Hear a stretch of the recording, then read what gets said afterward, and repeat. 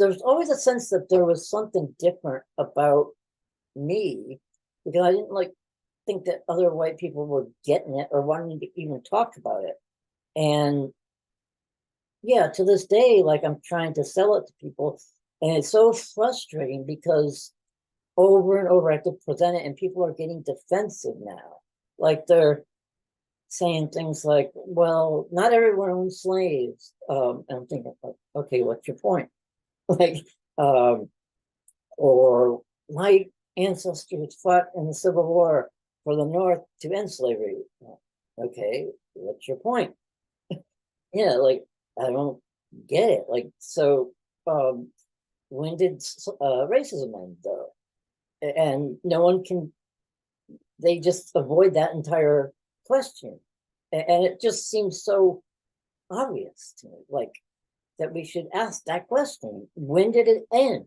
And in what way? And in what manner did it end? And it's just so irritating. We were talking about this at the meeting last time that, that I should just think about the world I want to live in. And there's so little control I have in certain situations. Like if I'm put in a situation where I have to be around someone who thinks it's okay to talk racist because he sees me as a white person. And yeah, I started using your term, racialized white and racialized black, because yeah, I know it's not biological, and I've intuitively known that too for a long time, even before I started studying cultural anthropology and biology and all that. So then, like, yeah, I guess that answered that question for you. And then I wanted to like, when we started talking last time about this discussion, I was like trying to pitch an idea, and I was uncertain, and part of me like wanting to just like talk to people who aren't racist, um, and and just to feel like I was around people who could relate to not being racist, and wonder if anything could be accomplished by that. And you're asking me, well, what am I trying to accomplish? Or yeah, I already know those things. So I'm like, okay. So that threw me off because then we scheduled this meeting for this session. And like, I've been meaning to do this for so long.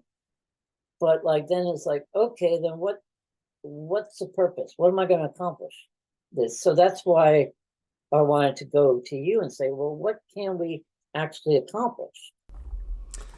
Well, thank you. First of all, thank you so much for that answer.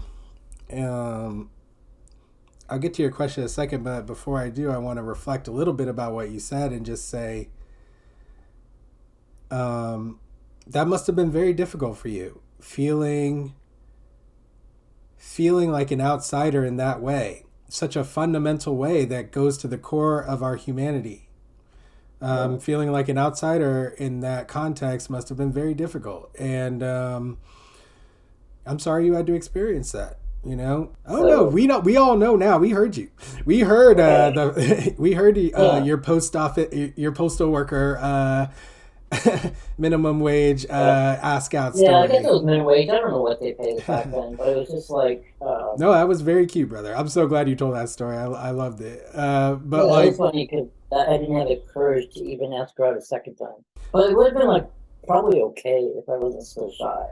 listen, So just, what I really loved about your story and what you were saying there is that you felt different.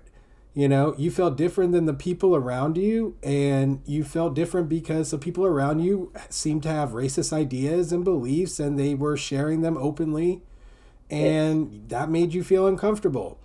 And the Right. reason why I think it's so important just for you to publicly share that story, Bruce, okay, Yeah, thank is you. Yeah.